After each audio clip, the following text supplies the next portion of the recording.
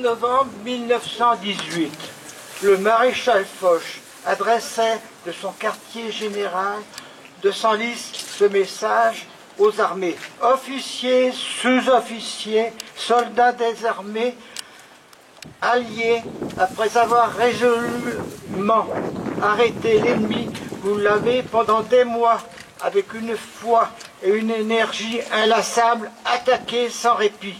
Vous avez gagné la plus grande bataille de l'histoire, sauvé la cause la plus sacrée, la liberté du monde. Soyez fiers d'une gloire immortelle. Vous avez paré vos drapeaux. La postérité vous garde sa reconnaissance. Maréchal Foch. Mort le 99e anniversaire de l'armistice du 11 novembre 1918, qui mit fin à la terrible épreuve de la Première Guerre mondiale. 52 mois de combats meurtriers, de cauchemars, de privations, de souffrances et de deuil. Nous ne pouvons oublier le courage, l'abnégation, l'espérance en la paix de ces générations venues du monde entier, qu'elles fussent européennes, africaines, américaines, asiatiques ou océaniennes. Souvenons-nous des souffrances endurées par ces hommes en ce printemps de 1917, épuisés par les combats meurtriers de la Somme et la terrible offensive du plateau des Chemins des Dames. Souvenons-nous également de l'entrée en guerre des États-Unis en ce même printemps de 1917, dont nous commémorons cette année le 100e anniversaire. La France salue le respect et reconnaissance, la participation à la victoire de ces soldats américains, dont 126 000 laissèrent leur vie sur le sol français. Dans ce même souvenir, unissons tous ces soldats de métropole, d'Afrique, d'outre-mer et des pays alliés qui ont également versé leur sang pour la France, une France qui sortira terriblement meurtrie de cette guerre.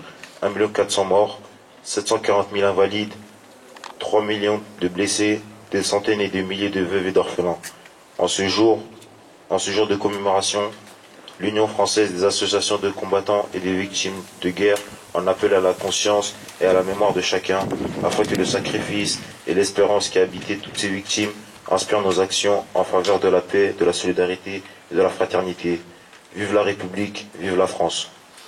À Corbeil, 11 000 habitants, 399 morts.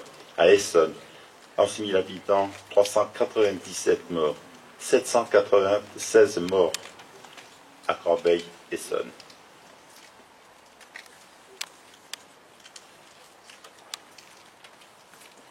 Rapporté à notre population d'aujourd'hui, ce serait 1700 morts dans Corbeil-Essonne d'aujourd'hui.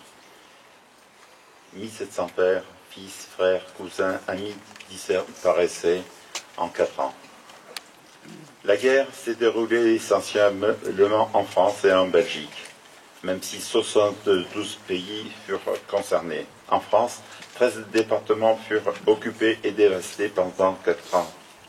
20 à 30 000 km² de terres agricoles truffées de mines et dévastées. 800 000 immeubles détruits, 54 000 km de routes, des milliers de ponts, des millions de kilomètres de voies ferrées. En revanche, pas un seul coup de feu ne fut tiré en Allemagne.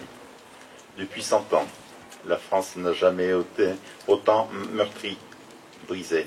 Ses poilus furent héroïques. Ce que nous avons fait, c'est plus que l'on ne pouvait demander à des hommes. Et nous l'avons fait, écrit Maurice Genevoix.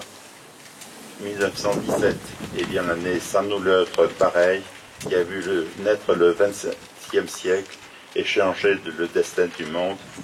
Il a changé notre destin d'une certaine façon. Je me remercie.